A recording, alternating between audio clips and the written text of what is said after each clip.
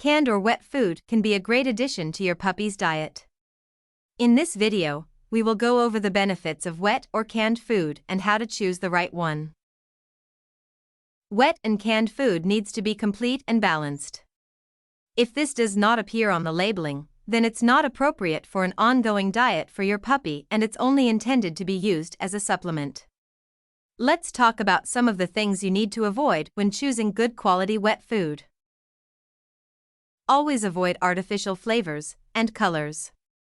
Sugars and sweeteners are not needed in your pet's diet, so they should not appear on the canned label.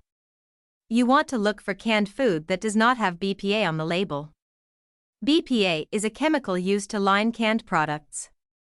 BPA improves water tightness and prevents food from touching the can so contamination is avoided.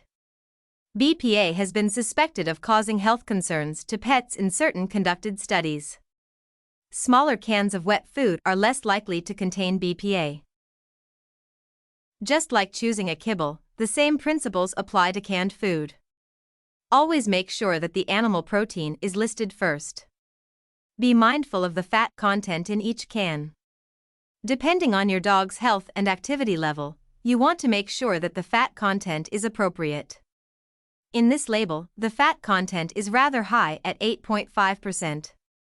This would be a good choice for a high-energy breed such as a husky or border collie.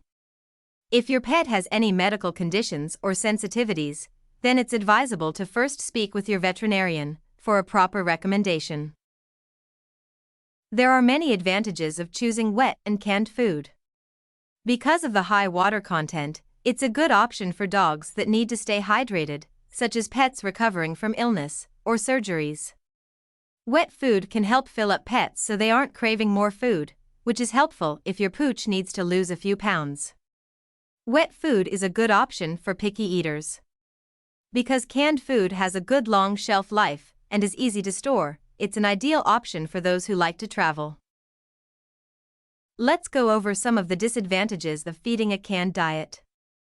This can be a very expensive option for feeding your puppy on a regular basis, especially since it has a lower caloric intake than kibble, which means you will need more of it to meet your puppy's growing energy levels. Feeding canned food is not ideal if you have more than one dog in the family. If your puppy is a picky eater, then you risk having potential waste when using a canned diet.